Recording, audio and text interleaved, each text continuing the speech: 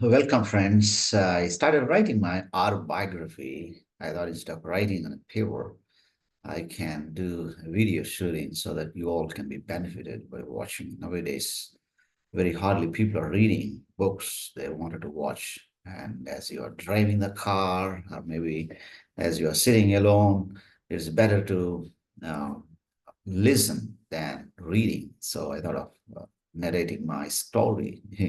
A story of God's faithfulness, a story of God's goodness, a story about God.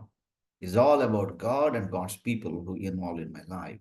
As I look back to my life, it's all God's goodness. There's nothing in me that brought me up to this far.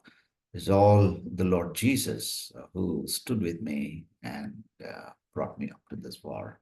I grew up in going back to my childhood days, I grew up in a very typical Indian Hindu family.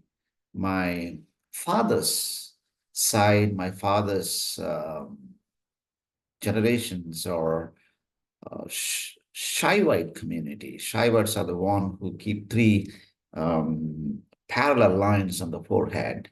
Always a time of meditation, dhyan.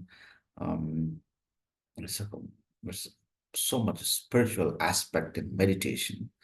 And my mother's side, they're Vaishnavites, the parallel three horizontal lines given here on the forehead. So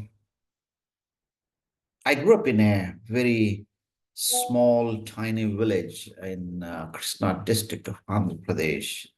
Now it is um, a small place called Bhatla Penumaru near to Vijayawada city.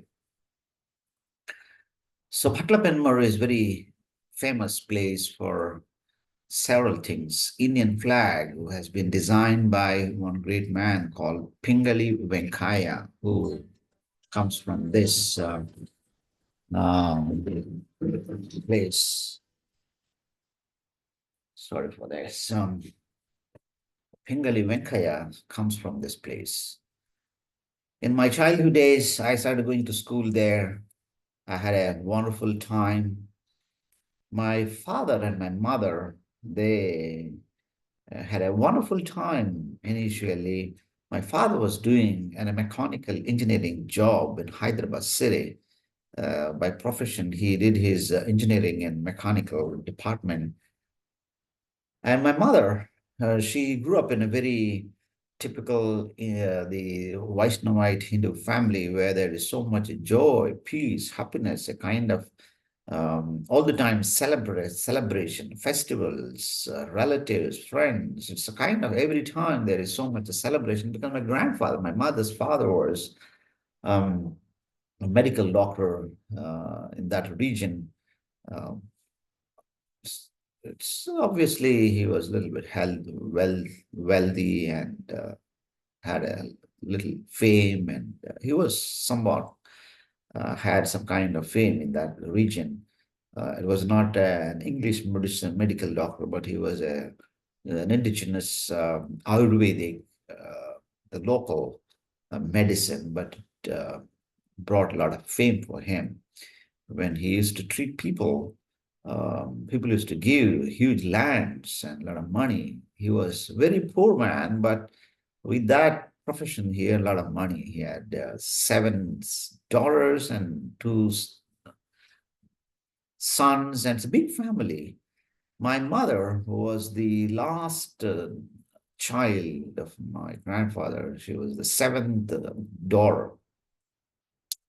So obviously, she was grown up as very taken care, and she was very much fond of everybody, and she grew up in a very secure environment. In those days, women were not sent to school. It was a very traditional Hindu family. They don't want to send women outside the house.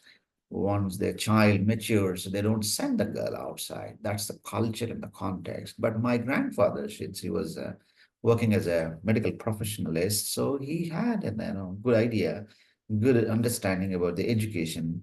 And he sent my mother to different places for education. She studied well. So my father, when he got married, my everybody thought he will take care, because in those days it was, I'm talking about 1950s, I think, 70s, I don't know, maybe 1960s. He used to come with a suit and tie, and he was an engineer. My grandfather thought he will take care of him very well. So, but life was not so easy. He grew up as a shy religious context where all the time meditation, celibacy. He doesn't want to have a kind of family environment. He got married, and my brother and myself, we were born, and we were in my grandparents' house. And it's a Salem Palam nearby. Even it's a Krishna district, a small place called Avanigadda. So my mother, living with my brother and myself, we were small kids, and she was there at her father's place, just came for delivery. And in those days, when women go to delivery to parents' house, they don't come easily. They stay 1 year, 2 years sometimes. Still the children grow a little age, they don't send. Usually the husband comes and sees and goes, but um, most of the times women, they used to spend their time with parents. That was the culture, typical Indian rural context. So my mother spent a lot of time with her parents because she loves the house so much, and my grandparents love her so much. They don't want to send. My father was working in Hyderabad city, so this Hyderabad was very far city. They don't want to send small children and daughters. So my brother and myself, my mother, we were there at home at my grandparents' house, thinking that he will come and take us. But the time went, he was not coming. And my father, what happened? He was in the office one day. He tells me he felt everything meaningless. He had wife and children. We were very small. No father can leave the small children and stay for a long time. 3 months, 4 months, he didn't come home. And one day he was not feeling worthlessness of life.